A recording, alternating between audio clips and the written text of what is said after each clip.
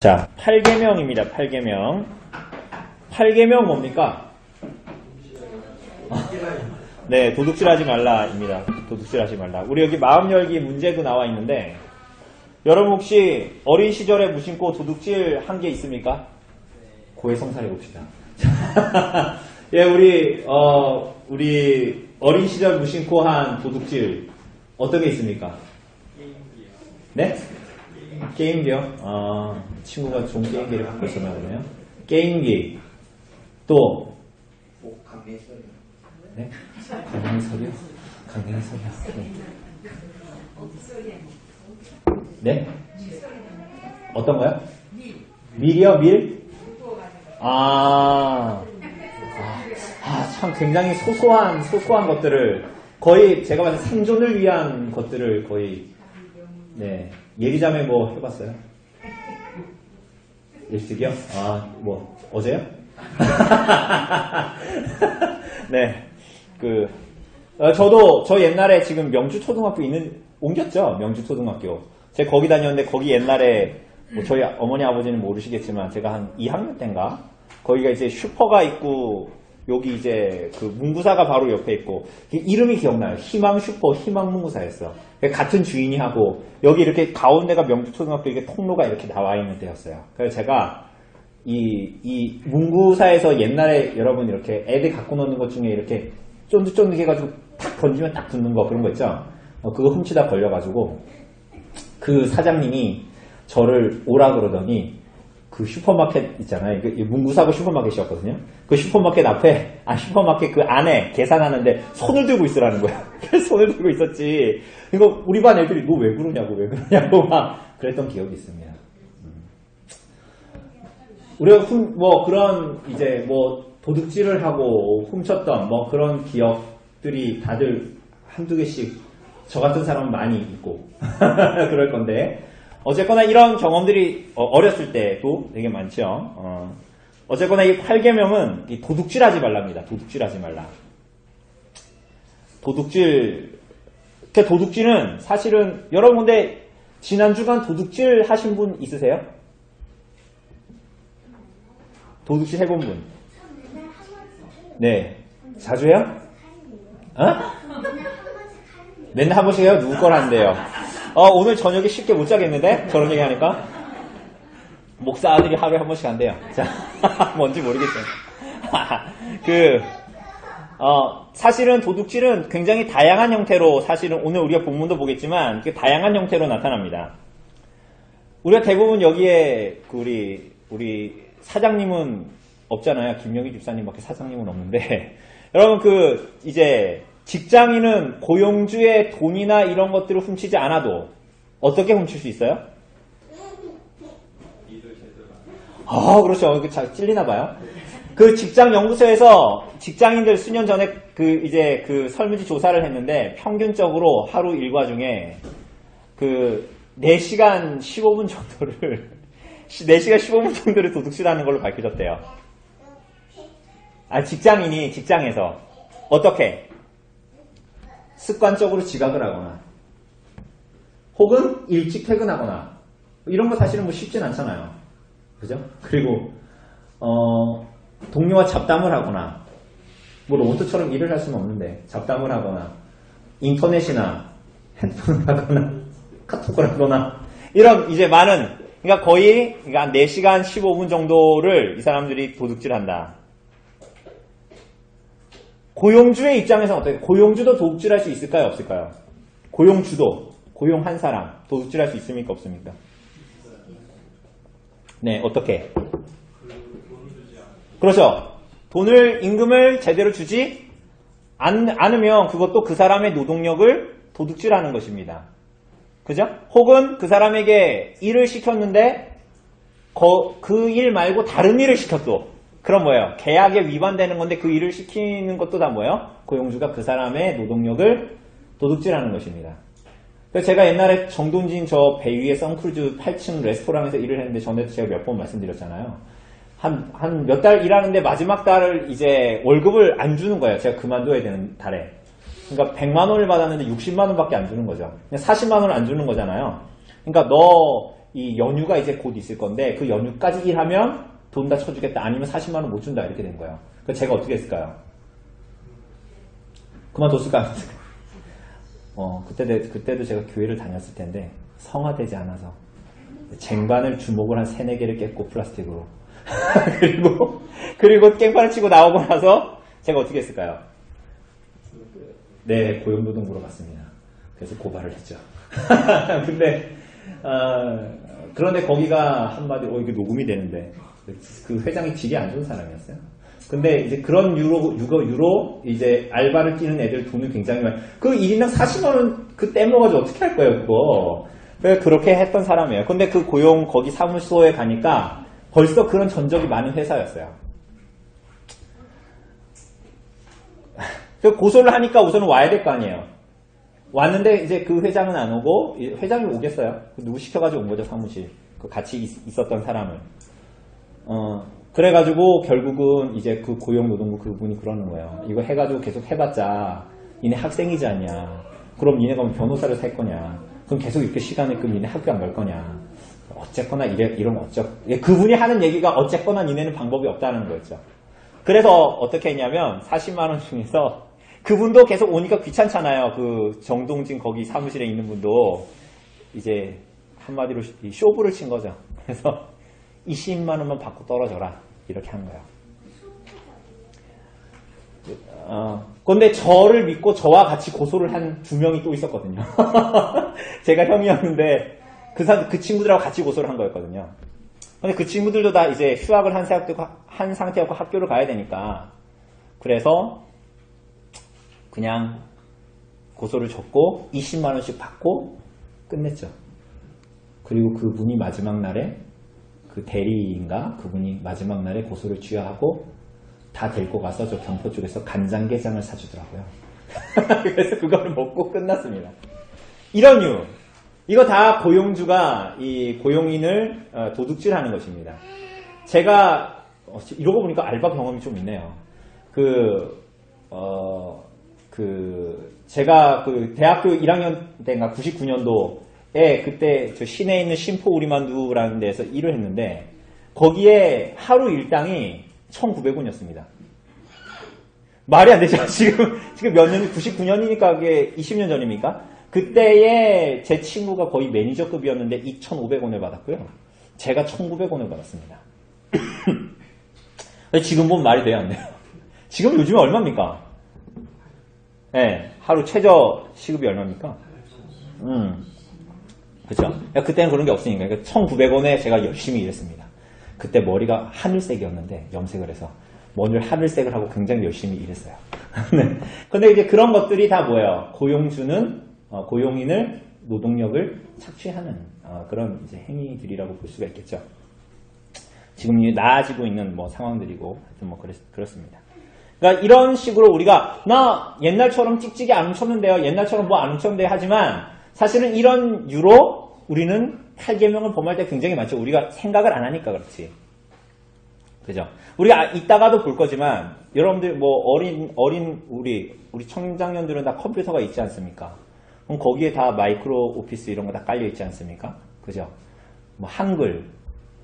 그죠? 그리고 교회는 법인이니까 뭐 컴퓨터 바이러스 때문에 알약 이런 거 깔면 우리가 개인적인 컴퓨터면은 그게 무료 배급인데 교회 같은 경우는 그 알약 같은 거 쓰면은 그게 이제 돈을 지불해야 되는 것이고, 그죠?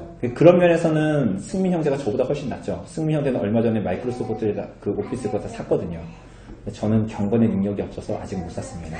근데 어쨌거나 이런 것도 다 뭐예요? 그 사람들의 그게 개인이든 회사든 수년간의 여러 가지 재물을 쏟아서 만들어 놓은 것이잖아요. 그죠? 그런 것들을 불법적으로 사용을 하거나 그런 것들도 사실은 다 뭐예요? 도둑질하는 것이죠. 그렇지 않습니까? 그러니까 우리가 생각하는 우리가 성경을 통해서도 보겠지만 이게 굉장히 광범위합니다. 그러니까 난 오늘 돈 10,000원 안 훔치고 뭐 이렇게 안 넣는데요. 그런 식으로 되는 문제들이 사실은 아닙니다. 그리고 사실은 누군가의 것을 훔치는 것은 굉장히 8계명에 대한 1차적인 표면적인 목적입니다. 사실은 그 8계명은 이웃을 사랑하고 보호하는 데 그 목적이 있습니다. 성경의 표현도 다 그래요. 그러니까 우리는 8계명 나 지켰는데 라고 하지만 사실은 이웃의 재산과 어떤 그 사람의 존엄성을 지켜주지 않는 것들은 사실 다 8계명을 범하는 것입니다. 그러니까 어떤 면으로 보면 이런 것도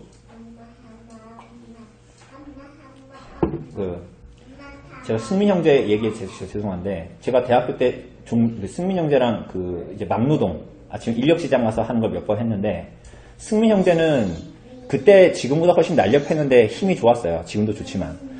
그러니까 노가다 가면 칭찬할까 안 할까 아저씨들이. 그래서 저는 같이 가는데 저는 훨씬 지금은 10kg, 훨씬 15kg 정도 빠져 있는 상황인데 막 하니까 애가 힘을 못 쓰거든. 넌 대체 왜 왔냐고. 그런 비교를 당했습니다. 제가. 근데 그걸 얘기하는 건 아니고 그런 것도 사실은 어떤 사람의 어떤 명예, 존엄을 흠집내는 것도 도둑질하는 거거든요. 사실은. 우리가 뒷담화하는 거 이게 다 뭐야? 여러분 우리 구역 모임 할 때 누구 욕 안 하죠? 목사 없다고 목사 욕 안 하죠? 그게 뭐야? 도둑질하는 거예요. 그 사람의 명예를 흠집내는 것입니다. 그 사람이 없는 자리에서. 심지어 저는 있는 자리에서 그랬는데 여러분 그래서 성경을 보면 굉장히 재밌어요. 어떤 사람이 빚을 졌어요. 그러니까 담보물을 이 사람 빚을 안 갚네. 안 되겠다. 우리 집도 옛날에 그랬지만 와서 뭐 합니까? 사람들이. 빨간 딱지 붙이죠? 그죠? 그런데 이게 성경에 보면 이거 굉장히 여러분 그런 거 당해보셨어요? 굉장히 인간의 존엄성과 막 그렇잖아요. 근데 성경에 보면 재밌어요. 뭐라 하냐면 담보를 취할 때 너는 집에 들어가지 말고 밖에 서 있어라. 이렇게 얘기하는 거예요. 그러니까 그 담보물을 취해야 되는 사람 있잖아요. 이 사람이 빚을 졌어. 내가 빌려준 사람이야. 그 담보를 얻어야 돼. 그러면 그 사람 집에 들어가지 말고 그 사람이 담보물을 가지고 나올 때까지 밖에서 가만히 서서 기다려라. 이렇게 얘기해요. 그러니까 왜냐하면 근데 우리는 지금 어때요? 우리가 사는 사회는 저 사람이 빚 졌으면 내가 그 사람이 집에 들어가서 뭐든지 갖고 오거나 빨간 딱지 붙이면 될 것 같잖아요. 근데 성경은 그렇게 말하지 않습니다. 심지어 그 담보물도 내가 정하는 게 아니라 이 빚진 사람이 정하는 거야.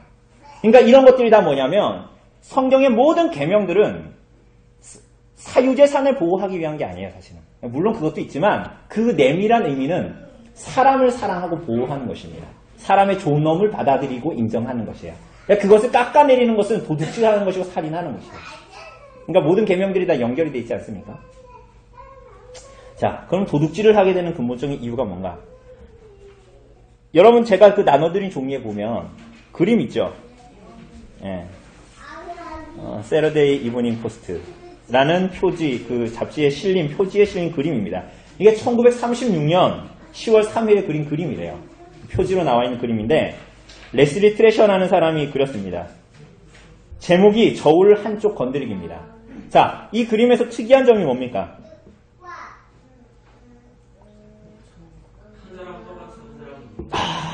저는 몰랐는데 처음에 이게 왜 할아버지와 할머니가 이렇게 뭐 하고 있지 보니까 닭을 한 사람은 정육점 주인이에요. 한 사람은 사로운 사람입니다. 사로운 사람이고 저울이에요. 저울인데 거기에 닭이 올라가 있습니다.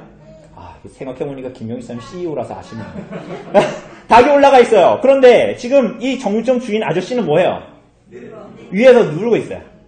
그리고 이 아줌마는 뭐하고 있어요? 할머니는 받치고 있어요. 그러면서 눈은 다 어디가 있어요? 다 저울 가 있어요. 그럼 이 사람들의 야릇한 미소, 표정에서 뭘 볼 수 있습니까? 다 자기가 이 사람을 상대방을 어떻게 하고 있다? 속이고 있다라고 생각하는 거예요. 근데 사실은 보니까 둘 다 서로 이익을 보고 있다고 생각하면서 이러는 거예요. 그러니까 도둑질을 하게 되는 근본적인 이유는 다른 사람을 손해를 끼치더라도 자기가 뭐 했으면 좋겠다? 이익을 봤으면 좋겠다라고 생각하는 거예요. 그래서 모리스 위라는 사람이 이 그림에 대해서 이런 말을 했습니다. 목사님인데 노동자를 착취하는 고용주, 맡은 일에 꾀를 부리는 일꾼, 성과를 거짓으로 보고하는 월급쟁이, 불량 상품을 파는 상인, 낼 돈을 내지 않는 고객, 타인의 명성을 해치는 자, 친구의 신임을 의심하는 자, 가정의 수입을 술이나 도박으로 낭비하는 아버지, 소득세를 부정직하게 납부하는 사람, 무익한 것에 관심을 쓰며 시간을 보내는 목사도 나와요. 이런 사람이 하는 일들은 바로 정육점 주인이 저울 눈금을 속이는 일과 같다. 이렇게 얘기합니다. 그러니까 사람들은 그런데 왜 도둑질을 할까? 그러니까 이런 면으로 보면 사람들은 교묘하게 도둑질을 자기가 하고 있다는 것을 인지하지 못할 수도 있고, 또 더 근본적으로는 뭐예요? 내가 다른 사람과 비하면 내가 하는 도둑질은 도둑질이 사람이 참 웃기죠.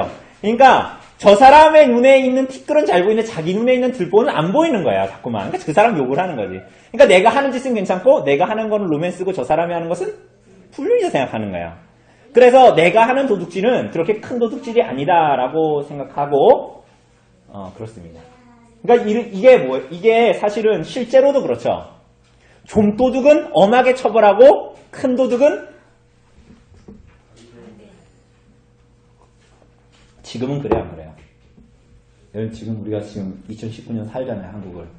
우리나라 이렇게 보여도 사내 못 사내 해도 세계에서 10위권 안에 드는 경제대국인데, 여러분 우리가 사는 세대는 어떤 것 같습니까? 여러분 2006년에 그 홀리데이라는 영화 보셨어요 혹시? 최민수 여기 금리 이렇게, 저는 옆에 금리가 있는데 이 사람 여기에 금리가 이렇게 있어가지고 그 사람이 간수 같은 사람인데, 그게 그 1988년 우리 군집사님 아시면 잘 얘기하실 것 같은데, 지감원을 비롯한, 그러니까 교도소 이동을 하는데 공주교도소로 이감 중이었는데 어떤 일이 벌어졌어요?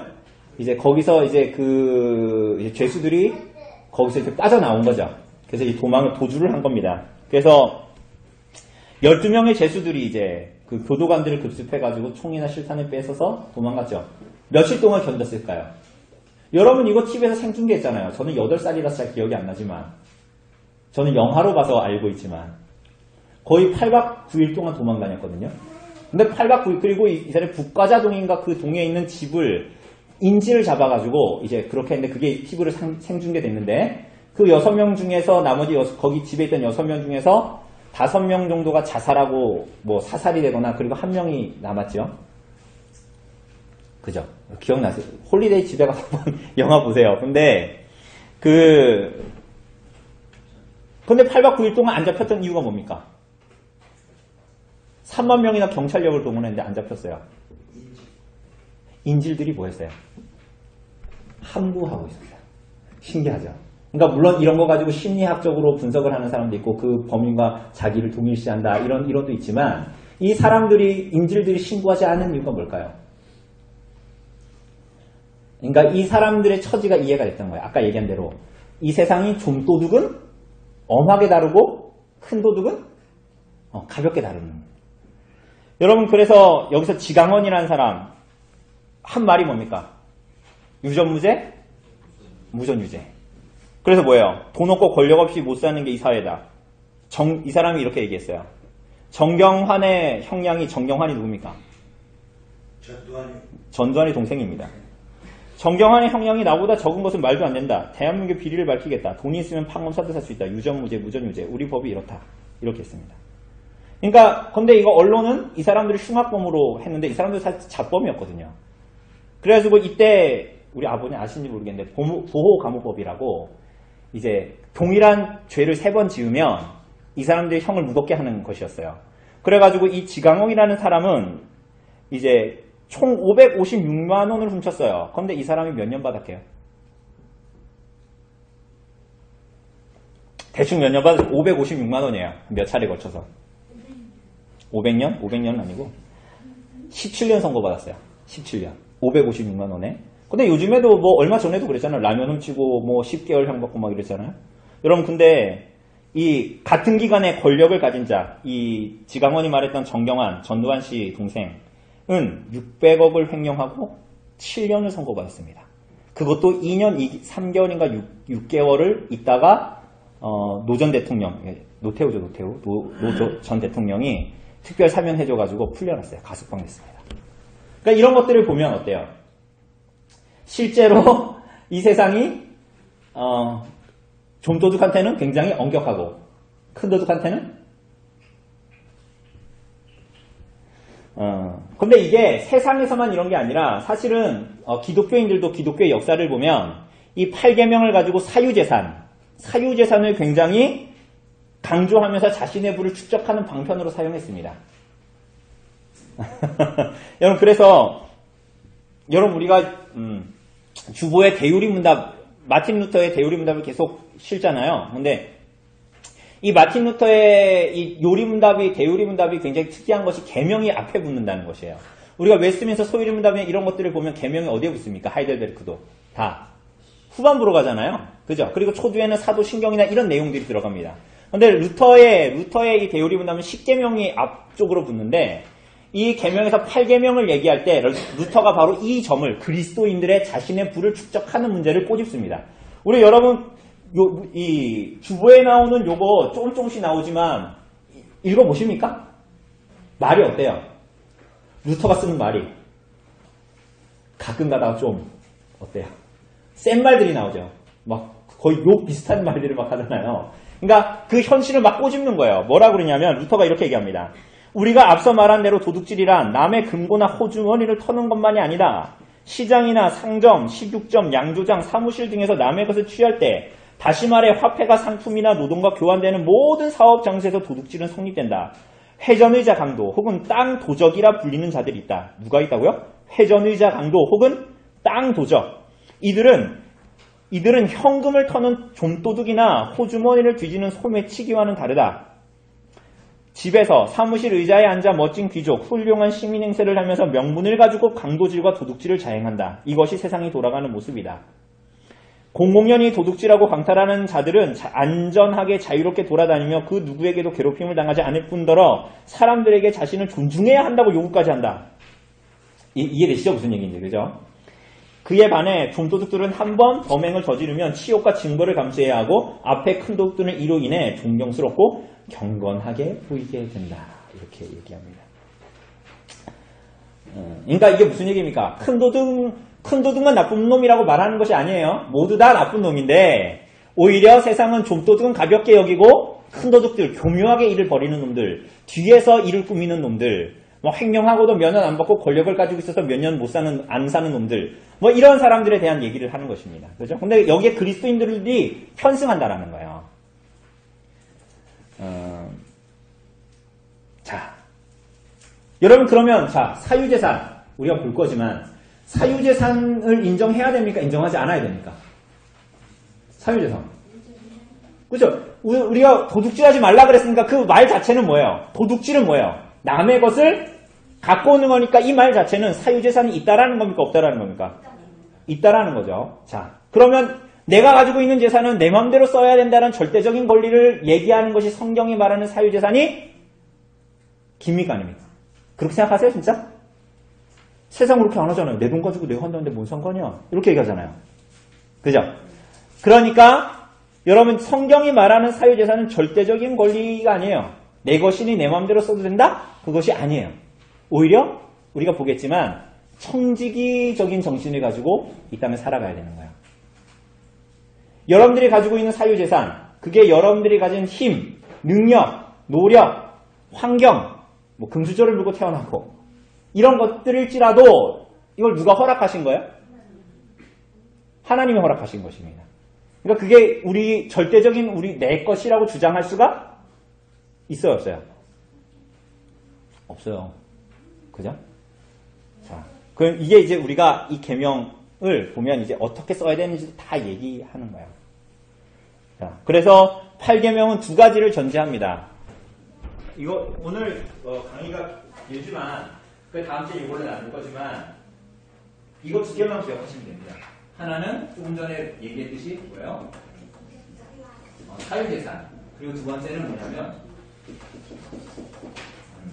우리 교재에도 나왔다시피 청지기 정신. 그러니까 이 두 가지를 8계명을 보면 이 두 가지를 가지고 있는 두 가지를 생각하고 있는 것이 가장 중요합니다. 사유재산을 인정합니다. 그죠? 성경의 내용은. 여러분 그러면 공산주의가 말하는 그러한 것들은 공산주의가 말하는 경제는 맞는 거예요? 틀린 거예요? 틀린 거죠. 그럼 반대로 청지기 정신은 오늘날 자본주의가 얘기하는 사유재산에 대해서 손을 들어줍니까? 안 들어줍니까? 네? 오늘날 자본주의가 얘기하는 사유재산 하고도 청지기 정신하고 맞아요? 안 맞아요? 안 맞죠. 자본주의는 끊임없이 비대해지고 끊임없이 내 것을 확장시키는 거잖아요. 그죠? 그건 절대적인 권리를 얘기하지 않습니까? 그죠? 그러나 그리스도인들이 가지고 있는 사유재산은 그런 식으로 사용하는 것이 기단이다. 아닙니다.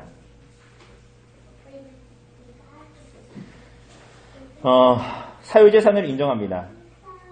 그런데 이렇게 생각하면 좀 이상한 부분들이 있죠. 뭐가 있습니까?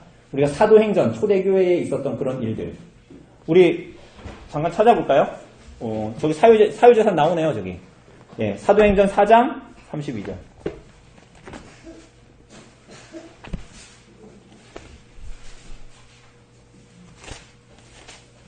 이 초대교회 때 얘기죠. 뭐라 그럽니까? 같이 읽어봅시다. 4장 32절 시작. 한뜻이 되어 모든 물건을 서로 동용하고 자기 재물을 조금이라도 자기 것이라 하는 이가 하나도 없다. 그러니까 어떤 사람들은 이것을 가지고 이제 사유재산을 인정하지 않아도 된다라고 얘기합니다. 그러나 이 본문은 그걸 말하는 것이 아닙니다.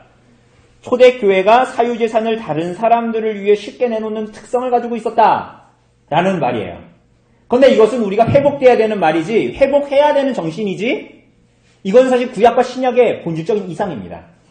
교회와 그리스도인들의 이상이에요. 실제로 그렇게 해야 된다는 것입니다. 그런데 이것이 사유재산을 인정하지 않는 것이 아니다라는 거예요. 오히려 이것을 끊임없이 흘려보내려고 했다라는 거죠. 그 굉장한 특성을 가지고 있었다라는 것을 본문은 얘기합니다. 또 하나는 청지기 정신입니다. 청지기 정신. 그죠? 이 모든 것들이 누구에게서 비롯됐다? 여러분 그렇게 생각하십니까? 어떤 사람은 집에 돈이 좀 있어. 집에 돈이 좀 있어서 그 아이는 공부만 어느 정도 하면 좋은 대학에 갈 수 있었어. 그죠? 그런데 이런 것조차도 누가 주신 거예요? 그렇게 생각하셔야 됩니다. 그렇게 고백하셔야 돼요.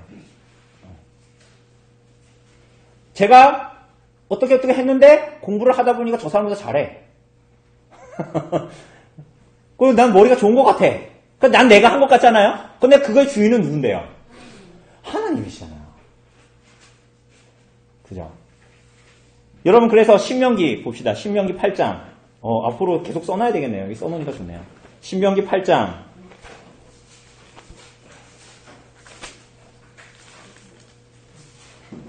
12절 쭉 보면 8장 12절 8장 신명기 8장 17절부터 우리 읽어봅시다. 17절부터 읽어봅시다. 시작.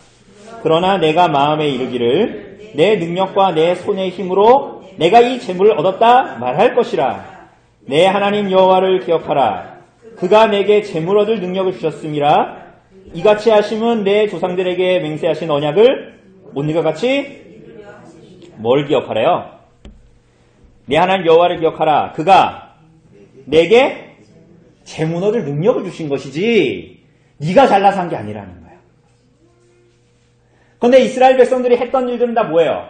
우리가 오늘 루더퍼드 목사님의 그 글에도 봤듯이 이걸 나한테 이걸 받았어. 신랑한테 이걸 받았어. 그럼 누굴 사랑해야 돼요? 얘를 사랑해야 돼요? 얘를 붙들고 막 사는 거야. 얘를 붙들고 막 이 신랑은 둘째 그죠? 그러니까 마치 그와 같아요. 그러니까 이 모든 것들이 누가 주셨는지를 기억하라는 거예요. 그러니까 돈이 아니라 이 모든 능력까지도 누가 주셨는지를 꼭 기억하라는 거예요. 그것을 기억하는 게 뭐예요? 청지기 정신인 거예요. 그러니까 하나님께서 내게 주신 것은 사실은 내 것이 아니에요. 사유적 재산으로 나한테 있어도 사실은 그것은 내 것이 아니다라는 생각을 가지고 있어요. 여러분 그럼 도둑질하지 않으려면 어떻게 됩니까? 도둑질하지 않으려면 손을 이렇게 묶을까요? 도둑질하지 않으려면 어떻게 해야 될까요?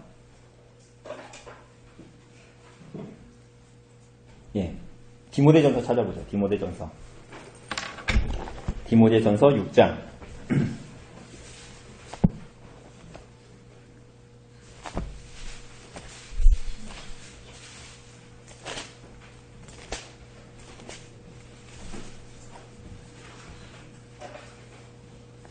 자, 6절 7절만 읽읍시다. 6절 7절 시작. 그러나 자족하는 마음이 있으면 경건은 큰 이익이 되느니라. 우리가 세상에 아무것도 가지고 온 것이 없음에 또한 아무것도 가지고 가지 이 단순한 진리를 우리는 자꾸 망각하죠.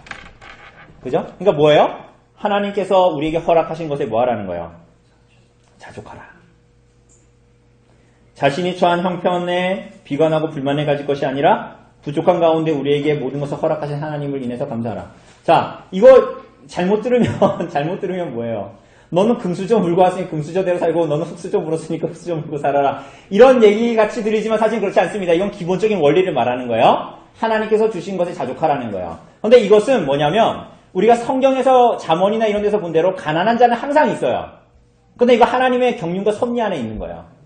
그런데 이것은 자족하라는 말은 가난한 사람은 너는 그냥 계속 하나님께 주시면 만족해. 난 태어날 때 부자였거든. 내가 만족할게. 그렇게 살아가는 것이 아니라 우선 베이스는 하나님께서 주신 모든 것에 자족하라는 거예요. 그런데 이 가운데에 오히려 이 말씀을 주실 때에는 교회와 하나님의 백성으로 부름받은 모든 성도들에게는 많은 책임들이 부과됩니다. 그러니까 나는 금수저를 물고 태어났으니까 나는 자족합니다. 이렇게 살아가라는 것이 아니다. 우리가 이제 볼 겁니다. 자, 우선 그걸 후에 보고, 자, 그러면 이 도둑질 하지 말라라는 이 8계명을 어떻게 실천할 수 있을까요? 몇 가지로 보면, 눈에 보이는 것 빼고도 눈에 보이지 않는 것도 다 여기에 들어간다고 얘기했습니다. 다음 주에 우리가 보겠지만, 우리는 학교를 이제 안 다니니까, 컨닝하는 거, 그런 것도 다 뭐예요? 도시 하는 거예요? 왜요? 그렇죠. 그러니까 그 사람의 지식을 내 것처럼 여기는 거야. 그러니까 표절, 이런 것도 마찬가지일 수 있겠죠? 그리고 불법 복사, 복제, 저처럼 불법적으로 프로그램을 쓰는 거, 이런 거 다 조만간 사겠습니다. 용서해 주시고. 그런 것도 다 사실은 불법이에요. 그러니까 우리는 이 계명이 뭘 말하는지를 모르면 저처럼 사는 거야. 이 계명이 뭘 말하는지 모르면 그냥 그렇게 살아도 되는구나 이렇게 생각하는 거죠. 그리고 다른 사람과의 약속에 시간을 지키지 않는 거, 그거 뭐예요? 그거 도둑질하는 거예요. 왜 도둑질하는 거예요? 그 사람의 시간을 뺏는 거거든요. 그죠? 이 모든 것들이 다 여기에 포함됩니다. 그러면 도둑질하지 않으려면 자족하라 그랬잖아요. 그럼 자족하는 능동적인 방식은 뭡니까? 자족할 수 있는 능동적인 방식은 뭐예요? 내가 도둑질하지 않으려면 어떻게 해야 돼요? 내가 이 사람 거 도둑질해서 뺏지 않으려면 뭐 해야 됩니까? 열심히. 노동이에요, 노동. 그러니까 능동적인 8계명을 지키려는 능동적인 방식은 노동입니다, 노동. 그러니까 수고하지 않고 얻으려고 하는 것은 다 도둑질이에요. 그래서 여기 에베소서 4장 같은 데 보면 힘써 일하라고 말하는 거예요. 그래서 그리고 일하지 않는 자는 먹지도 말라 이렇게 얘기하는 거죠. 자, 그래서 노동하면 노동의 근간은 뭐예요? 직업입니다. 직업. 그래서 노동을 위한 최소한의 조건이 직업이고, 그래서 하나님께서는 사람들에게 우리나라 여러분 이 세상에 직업이 많죠. 직업을 누가 만들었습니까? 하나님 만들었습니다. 직업이 많으면 우리는 그냥 세상 살아갈 때 직업이 많고 나서 세상이 발달하니까 많은 것들이 기계한테도 주지만 또 사람들이 많이 하고 직업도 많이 생기는구나 라고 생각하지만 그 직업의 근간은 뭔가 재능이 있어야 되는 거죠. 그러니까 모든 이 직업들이 나타나게 되는 것은 다 뭐예요 또? 그것도 하나님의 선물인 거예요. 그걸로 말미암아 주어지는 것입니다. 그래서 종교 개혁자들은 노동의 기초가 되는 이 직업을 소명이라고 봤어요. 소명. 그래서 이 종교개혁자들이 소명이라고 부르심이다. 우리 인생의 부르심이다. 라고 생각했던 건 4가지가 있어요. 4가지. 첫 번째가 뭘까요? 부르심이니까 첫 번째로는 뭘까요? 당연히. 그리스도로 말미암는 구원으로의 부르심. 또 하나는 우리 지난번에 배웠는데 7계명 할 때 배웠는데 뭐가 소명이래요? 인생의 소명. 7계명 할 때 배웠잖아요. 결혼. 결혼이 인생의 소명이에요. 인생의 소명. 그죠? 해도 되고 안 해도 되는 게 아니에요. 인생의 소명이 결혼입니다. 부르심. 또 하나 뭐예요? 교회의 직분. 또 하나 마지막으로 뭐예요? 직업이죠, 직업. 그죠? 그러니까 이것들이 다 하나님의 부르심이라는 거예요. 우리 인생을 향한 부르심이라는 거예요. 콜링이라는 거예요. 그래서 우리가 하나님을 영화롭게 하고 그분을 즐거워하는 것은 이 네 가지로 분명하게 나타나야 된다라고 말한 거야. 그러니까 직업에는 귀천이 있어요, 없어요? 직업에 귀천이 없어요. 그게 계명을 범하는 것이 아니라면 직업에는 귀천이 없어요. 그래서 모든 직업은 하나님의 거룩한 부르심의 현장입니다. 그죠? 우리가 이것을 알고 직장에 생활을 하고 그 일을 하는 것이 매우 중요합니다. 사실은 이 직장에 많은 그리스도인들은 직장에서 어떻게 생활해야 되냐, 어떻게 해야 되냐, 뭐 직장의 윤리는 뭐냐, 많은 얘기들이 있지만 사실은 굉장히 단순한 원리입니다. 하나님의 계명에 준하여 그 일들을 어떻게 감당해야 하는가는 사실은 천차만별이잖아요. 그런데 그것을 아주 분명하고 명확하고 단순하게 또 그 원리가 성경을 통해서 제공되고 있는 거예요. 오늘 본문에서 보는 이 8계명처럼. 그러니까 노동을 통해서 근데 재산을 증식해야 됩니다. 사유재산이나 이런 것들을. 근데 나도 먹어야 되고 살아야 되고 내 가족들을 부양해야 되고 저축을 해야 되고 혹은 이웃을 도와야 되죠. 그런데 노동을 통한 재산 증식이 아니라 불로소득에 관심을 가져 사람이. 그러면 그거는 8계명을 범하는 거예요. 자, 대표적인 것이 뭐예요? 불로소득. 예? 복권. 도박. 우리나라 웃기죠? 정선에 가서 정선에 카지노를 열어주고 또 강릉에 저기 홍대동 쪽에 가면 도박 치료 그거를 또 국가에서 열어줬어요. 좀 이상한 짓을 하죠. 나라에서 카지노를 열고 나라에서 그걸 치료할 수 있는 것들을 막 해주고. 어쨌거나 이 불로소득을 얻으려고 하는 거 그게 뭐야? 도박 그리고 복권. 그러니까 하나님께서 허락하신 소명. 그러니까 우리가 직장을 아무렇게나 하면 누구나 갖는 직업이다라고 생각하면 그렇게 안 하겠죠. 그런데 이 직업이 뭐예요? 하나님께서 우리들을 부르심이라는 거야. 부르심. 우리들의 소명이라는 거야, 직업이.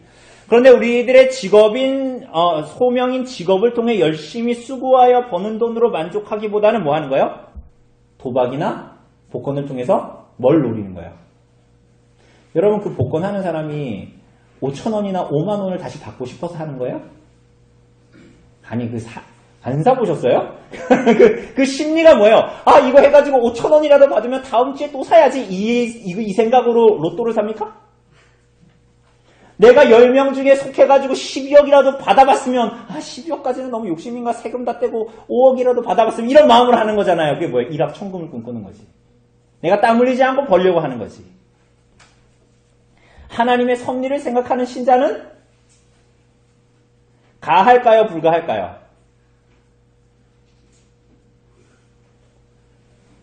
왜 저를 그런 눈으로 쳐다보세요, 다들?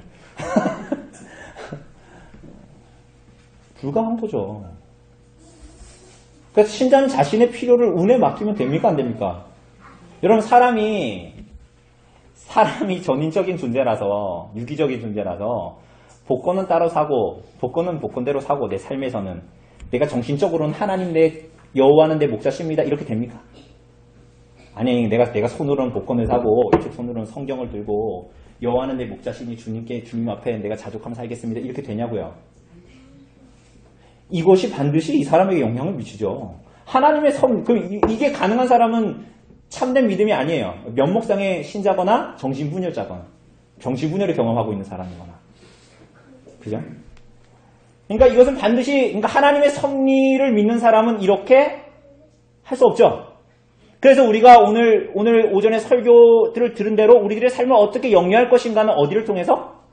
하나님의 말씀을 통해서 우리가 살아가는 거. 그게 하나님께 영광을 돌리는 거예요. 되게 화려한 자리, 높은 자리, 돈을 많이 받는 자리, 그 자리에 있는 것이 아니라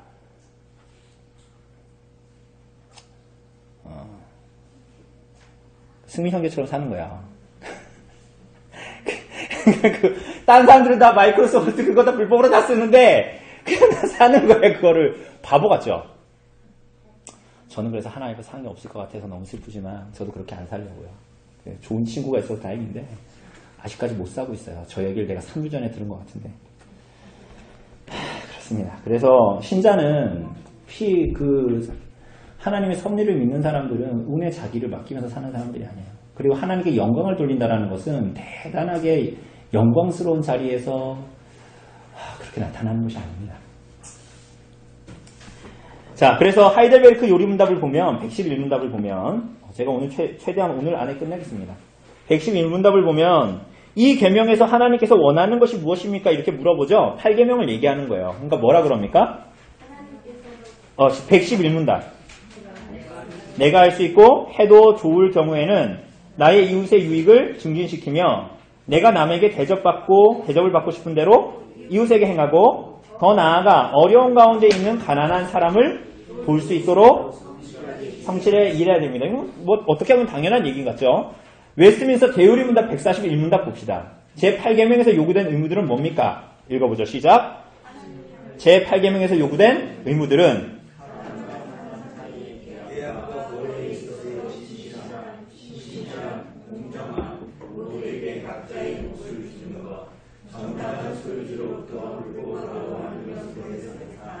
우리의 능력과 다른 사람들의 필요에 따라 자유롭게 주고 빌려주는 것. 이 세상 재물에 대한 우리의 판단과 의지와 애정을 절제하는 것.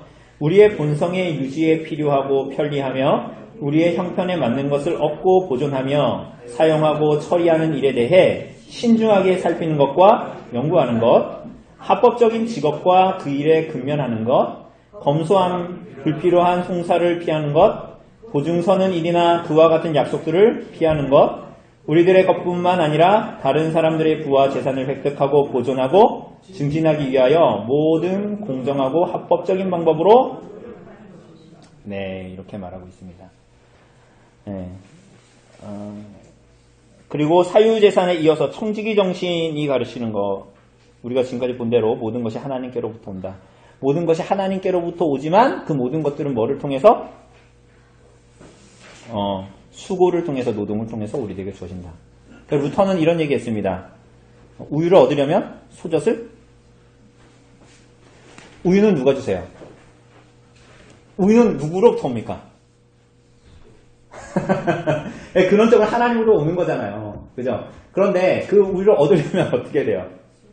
소젖을 짜야지. 루터는 그 직업을 그렇게 얘기하는 거예요. 하나님이 우리를 섭리적으로 우리들을 먹이시지만 하나님께서는 반드시 그것을 위해서 도구를 사용하신다. 우리가 일하기를 기뻐하신다는 것입니다. 그렇기 때문에 우리들의 실제의 상황으로 보면 정리해고, 부당해고, 이런 것들, 다른 사람의 일자리를 빼앗는 거, 이런 거 어때요? 좋은 거예요, 나쁜 거예요? 그러니까 우리가 이런 가치 판단을 이제 하게 되는 것입니다. 그죠? 그 일자리를 창출하는 모든 일들은 그게 나쁜 일이 아니라면 좋은 일이 나쁜 일이에요? 당연히 좋은 일이 되는 것이죠. 여러분, 그러면 좀 더 구체적으로 가봅시다. 저축은 어떻습니까? 저축. 해야 됩니까? 말아야 됩니까? 저축.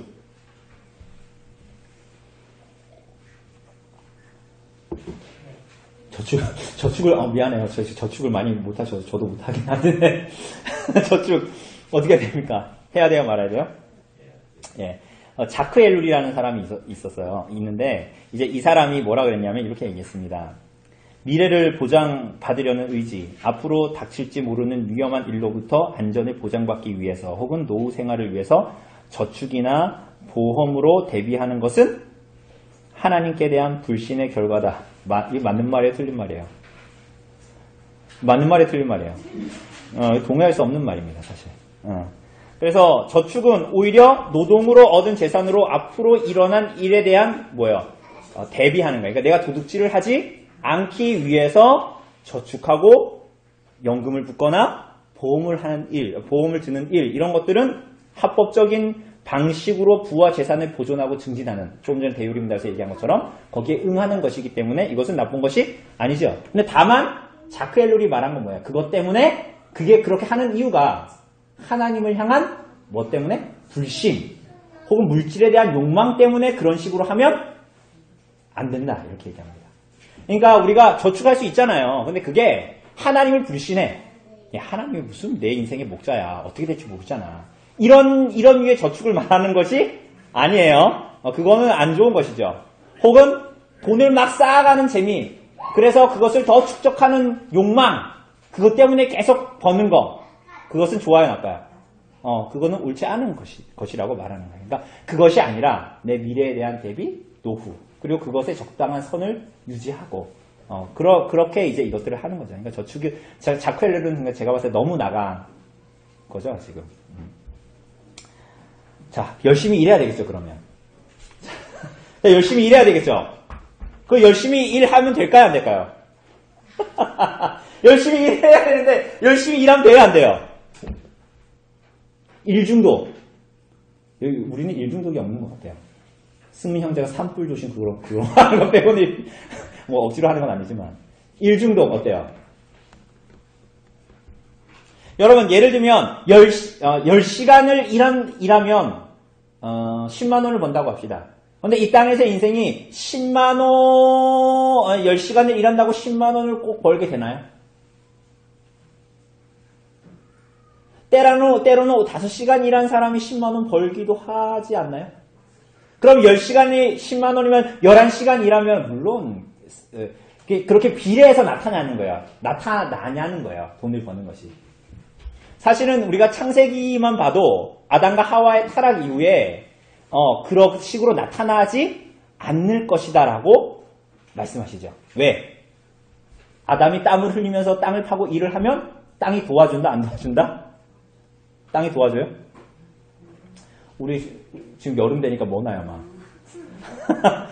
엉겅퀴가 나고 그것들이 내가 10시간 일한 것에 대한 상응하는 보응을 받지 못하게 하는 인간의 타락이 땅의 저주로까지 이어지니까. 그죠?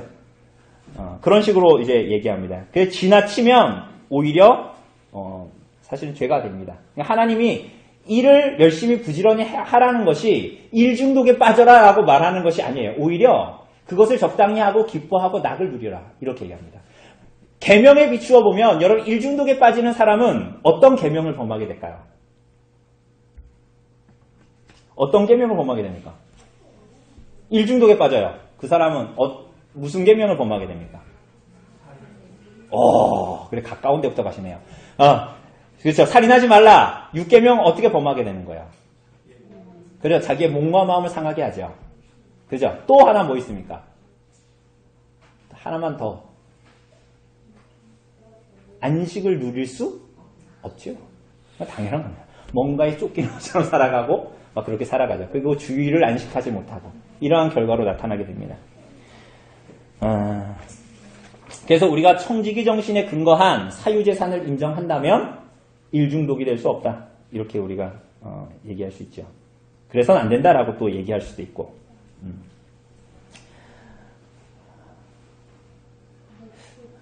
근면하면 성공합니까? 물론 게으른 사람이 성공할 수는 없겠죠. 그럼 근면하면 성공합니까?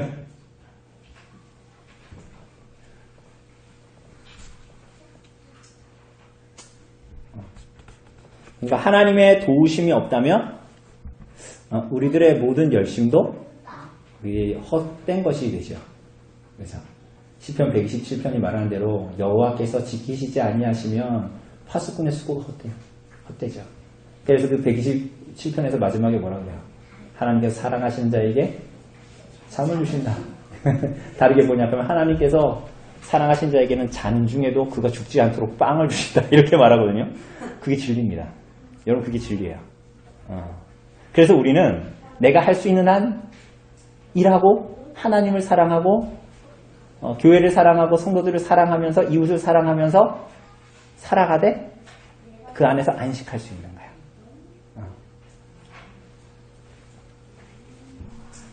그래서 하나님은 쉼과 휴식을 허락하셨습니다. 그죠? 이건 매우 중요한 내용입니다.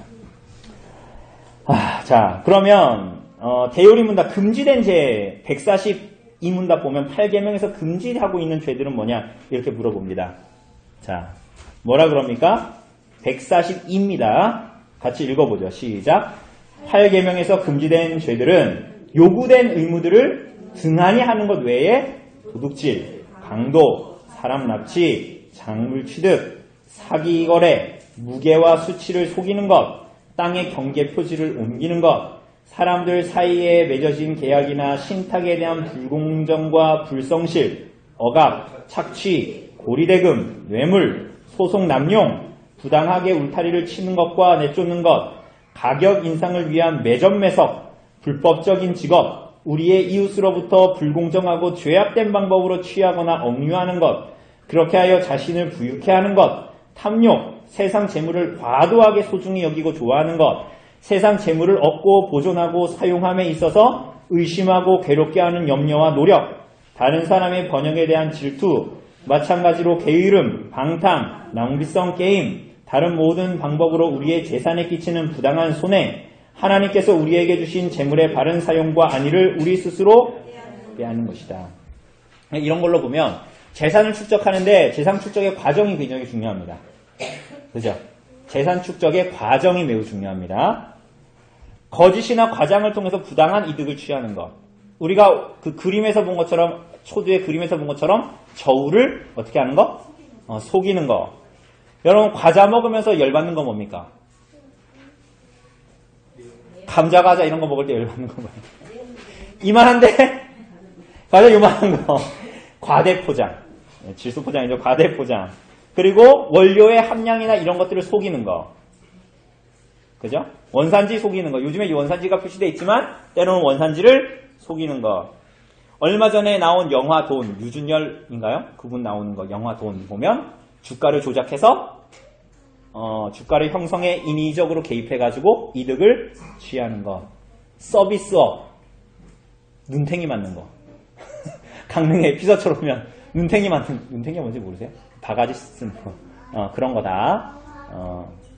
심지어는 만약 예를 들면 커피 거리가 있습니다. 커피 거리가 안목에 있는데 커피점들이 쭉 있는데 우리 교회에서 여기다가 테라스를 하나 만들어 놓은 다음에 커피를 팔아. 1,000원에. 그리고 또 오늘 기현 형제가 커피를 내렸는데 너무 맛있어. 그거 1,000원에 팔아. 그럼 사람들이 와. 그거 어때요? 그건 어떻게 생각하십니까? 가끔 교회들이, 요즘에 교회들이 그 교회 안에서 카페 같은 거 만들잖아요. 그리고 동네 분들한테 커피를 싸게 팝니다. 좋을까요, 나쁠까요? 물론 그 손해보는 액수는 교회가 되겠죠. 그죠? 그런데 만약에 5,000원짜리 커피를 교회에서 2,000원에 판다. 그러면 그 주변의 상인들은 어떻게 될까요? 그 주변의 상인들이 좋아요? 5,000원짜리 커피 파는 사람들이 좋을까요? 사람들이 다 어디로 갈까요? 교회당으로 가겠죠. 그죠? 그러니까 주변의 시세보다 낮게 파는 것도 다른 동종업체들의 돈을 빼앗는 것입니다. 굉장히 급진적이죠, 이거. 굉장히 이거 어려운 얘기이기도 한데, 그렇습니다. 심지어는 굳이 장사를 하지 않아도 살 수 있는 이가 2호점을 낸다. 전문직에 있는 사람이 내가 다른 일도 한다. 어떻게 생각하십니까? 이렇게 하니까 잘 안 와닿죠. 대기업이 골목 상권에 들어가서 떡볶이집을 한다. 이런. 그리스도인들은 하지 말아야 되는 일들입니다. 그러니까 여러분 이 계명은 그냥 나를 위한 계명이었던 것 같았는데 그게 아니에요. 이웃을 어떻게 사랑할 것인가에 대한 계명입니다. 나 자신뿐만이 아니라. 그죠? 자, 승민 형제가 한 달에 1,000만 원을 번다고 합시다. 그런 일이 없지만 1,000만 원을 버는데 다른 공무원들은 인터넷 하면서 뒤에서 띵까띵까 계장님하고 막 놀아요. 하루 종일 인터넷 하면서 차 마시고 손님 오면 커피 마시고 얘기하고 때 되면 점심 먹으러 나갔다가 2시쯤에 들어와가지고 또 이렇게 컴퓨터 하다가 5시쯤에 빨리 퇴근해요. 그러면서 몇백만 원을 받아가요. 아니다. 승민 형제가 1,000만 원 받으니까 그 계장님은 3,000만 원 받아간다고 합시다. 근데 승민 형제는 1,000만 원을 받아가. 근데 옆에 있는 주사님들이 일을 잘 안 하고 띵까띵까 놀아. 나보다 업무가 과도하지 않아. 근데 그분들 나랑 똑같은 1,000만 원을 받아가. 근데 난 되게 열심히 해. 정말로. 눈코 뜰 새 없이. 그런데 이 사람은 1,000만 원밖에 못 받아. 그럼 맞을까요? 틀릴까요?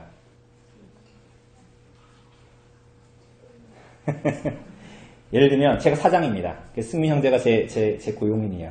그래가지고 저 사람이 되게 열심히 해가지고 내가 1,000만 원의 수익을 얻었어. 그런데 내가 저 사람한테 200만 원만 줘. 이게 맞을까요? 틀릴까요?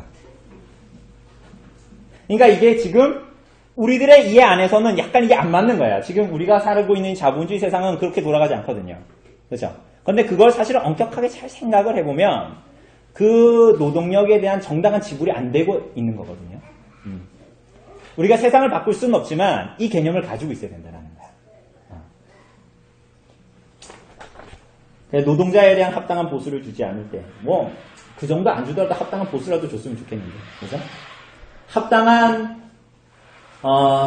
복지를 주지 않을 때, 은희자매 계속 일하는데 점심시간이 30분밖에 안 된대요. 손님은 계속 오고 로테이션으로 돌아와서 밥을 먹어요. 30분 만에 저는 그 얘기 들으면서 웃으면서 넘어갔지만 30분 만에 어떻게 밥을 먹을까 이런 생각이 들어요. 근데 30분 만에 가능하대. 커피까지 갖고 온대. 그러니까 휴식 시간을 확보하는 거, 휴가를 확보하는 거, 이런 거. 또 다 이 고용주와 고용인의 관계에서 잘 생각해 볼 문제예요. 그죠? 인턴, 열정페이, 뭐 임시직, 비정규직. 다른 사람의 노동력을 사용해 놓고 합당한 임금을 지불하지 않을 때. 우리 어르신들 감자 캐고 막 이럴 때 가면 시골이라서 그렇지만 그렇게 하루 종일 일하시는데 전에 얘기 듣기로는 한 밭에서 일하는 게 아니라 여기서 저기 갔다가 또 저기 다 캐면 저기 갔다가 저기 갔다가 이렇게 하는데 그 시간을 재지 않고 이동 시간은 그 일한 시간에서 빼고. 여러분 우리가 사는 사회가 이래요. 그러니까 그 할머니들, 그리고 할머니들은 나 같은 늙은이 써주는 게 얼마나 고마워 이렇게 지나가는 거야. 그런데 그게 사실은 말이 됩니까? 말이 돼야 안 돼요. 여러분 밭에 앉아서 캐기 시작할 때부터 시간을 재는 거야. 그 이동 시간은 안 재. 이동 시간은 일하는데 안 들어가. 그게 맞는 겁니까? 굉장히 이상한 거죠. 그러니까 우리가 살고 있는 이 자본주의 사회는 내가 다니는 직장은 괜찮아. 내가 살고 있는 세상은 괜찮아. 내 세대는 괜찮아. 라고 우리가 너무 단순하게 생각해서는 안 돼요. 그죠? 그렇게 살면 우리 언약의 자손들, 우리 예찬이나 예준이나 아이들이 살아갈 세상은 더 좋아지지 않아요. 우린 너무 순진하게 이렇게 생각을 하지만.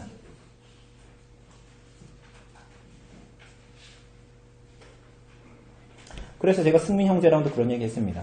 산불 조심 그거 해가지고 그 돈을 주는 것보다는 차라리 승민 형제가 그 얘기를 했죠.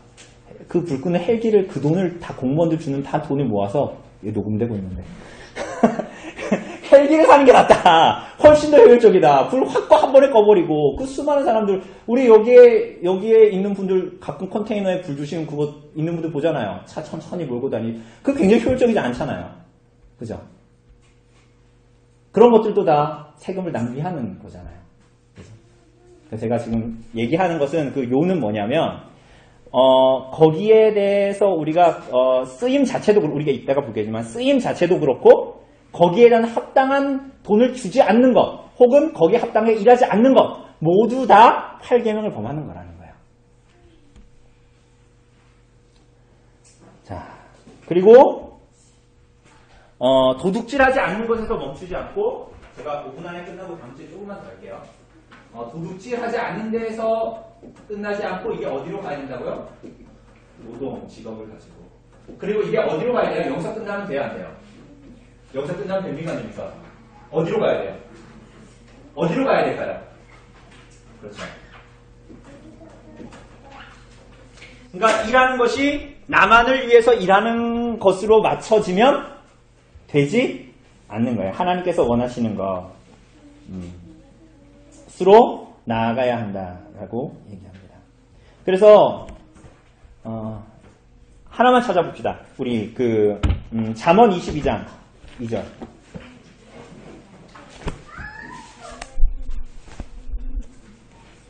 잠언 22장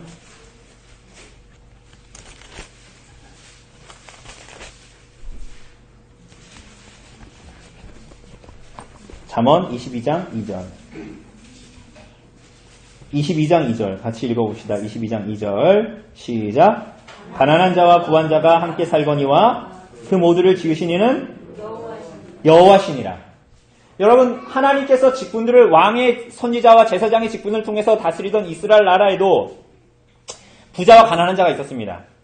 성령께서 임하신 초대 교회 안에도 가난한 자가 있었어요? 없었어요? 헬라파 과부와 히브리파 과부들도 다 있었습니다. 그러니까 근데 이 모두를 지으신 분이 누구라는 거예요? 하나님이십니다. 여러분 이걸 잘 기억해야 됩니다. 여러분 그래서 깔뱅은 뭐라 그랬냐면 이렇게 말했습니다. 하나님의 재산을 위탁받은 부유한 청지기가 부자가 가난한 이웃에게 물질을 순환시키지 않는 것은 도둑질이고 신성모독이다. 뭐라고요? 하나님의 재산이래요.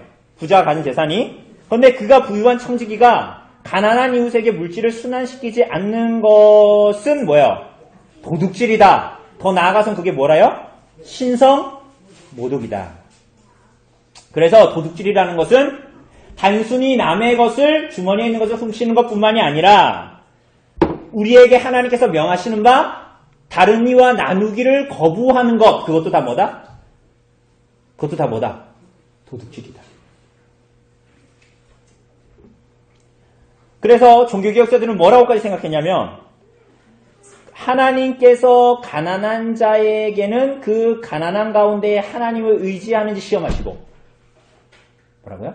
가난한 자에게는 그 가난한 중에서도 자족하며 하나님을 의지하는지 시험하시고, 부자에게는 뭘 시험하실까요? 그 부를 가난한 자와 나누는지 시험하십니다.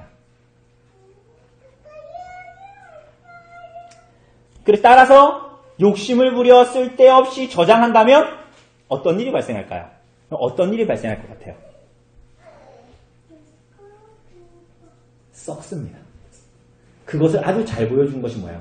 이스라엘 백성들이 광야에 있을 때 하나님의 백성들이 어떻게 살아야 되는가를 아주 명확하게 상징적으로 보여줬는데, 하나님께서 주신 매일마다 주신 만나를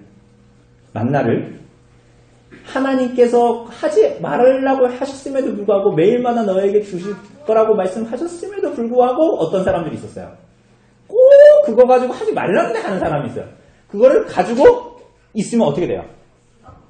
벌레가 생기고 냄새가 나요. 썩어요. 아주 명확하게 하나님 백성들이 어떻게 살아야 하는가를 아주 그림으로 명확하게 보여주셨어요.